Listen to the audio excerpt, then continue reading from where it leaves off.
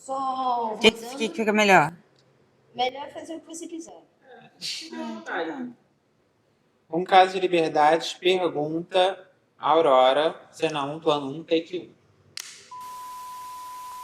1. Como você acha que a Aurora ia lidar com o mundo atual? Como ela ia lidar com o quê? Com o mundo atual. Eu acho que para ela seria mais fácil, mas ainda assim ela acharia um desafio no mundo atual, porque ela gosta, entendeu? Ela gosta de correr atrás de causas para brigar por. Então, ela ia estar lá em todas as passeatas, política, o que fosse, mas ao mesmo tempo eu acho que ela ia curtir muita festa. Ou se ia. É, acho que ia. Você lembra do Roberto? Ah, claro. Aconteceu alguma coisa com ele? Ele ainda está investigando. Mas tudo indica que tem algum tipo de seita surgindo. Seita? Mas de quê? Ainda não se sabe, é isso que ele está investigando.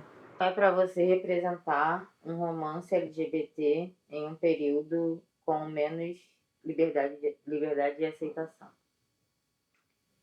É um pouco complicado, né? Porque o que a gente imagina, acho que de um romance desses em épocas passadas, é muito diferente. É muito mais sutil. Às vezes a gente não vê representação nenhuma, né? A gente vê histórias que foram apagadas.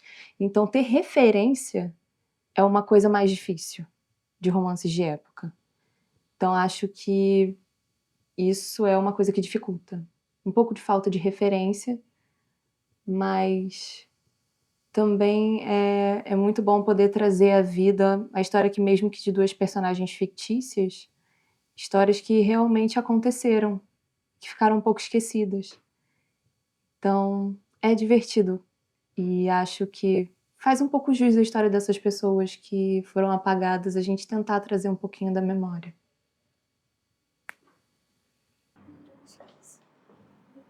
Tchau, obrigada. Tchau. Tchau, até mais. Tchau, vão com Deus. Tchau, voltem sempre. O que foi agora? Não gosto da amizade da Marina com a Aurora. Doidinha. Definitivamente não é bem vista pela sociedade. Como assim, dona Cecília? Você nunca ouviu o que as pessoas dizem que ela faz? Não. O que ela faz?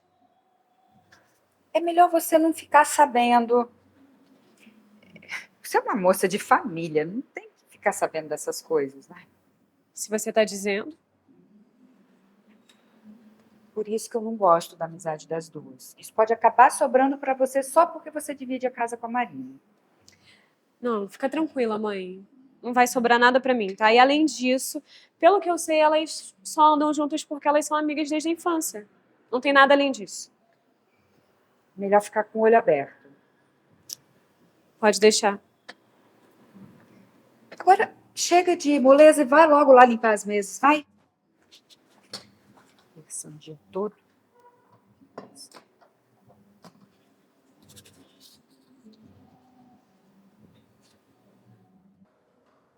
E aí, se você fosse uma hoje para minha filha, o que você faria diferente? Ui! Bom, eu falo pra cá ou pra cá? Pra cá, pra cá? Pode ser começar Tá. Eu não sou mãe, para começar. Eu acho que esse fato muda tudo, né? Dizem que só quem é mãe sabe das coisas, né?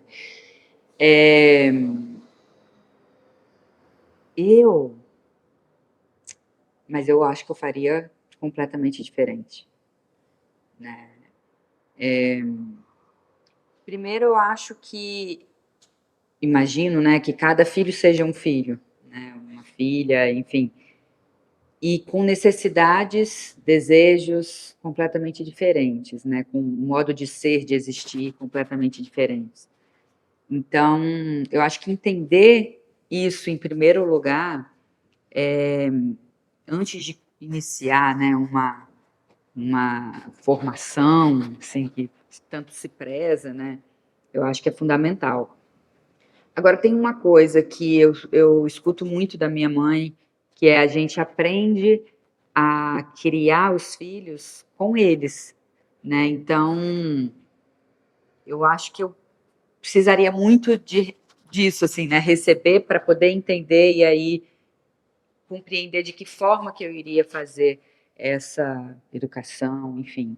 Mas certamente procuraria apoiar nas decisões, inclusive de ir morar, estudar em outro país, inclusive de entender também, procurar entender e perguntar mais sobre as paixões, né, sobre os desejos mesmo, que eu acho que isso é tão difícil, né, a gente conseguir entender o que, que a gente quer e depois que você entende, você receber um apoio para isso. Eu acho que é muito difícil mesmo. E se esse apoio não acontece no seio familiar, é mais difícil ainda fora, né?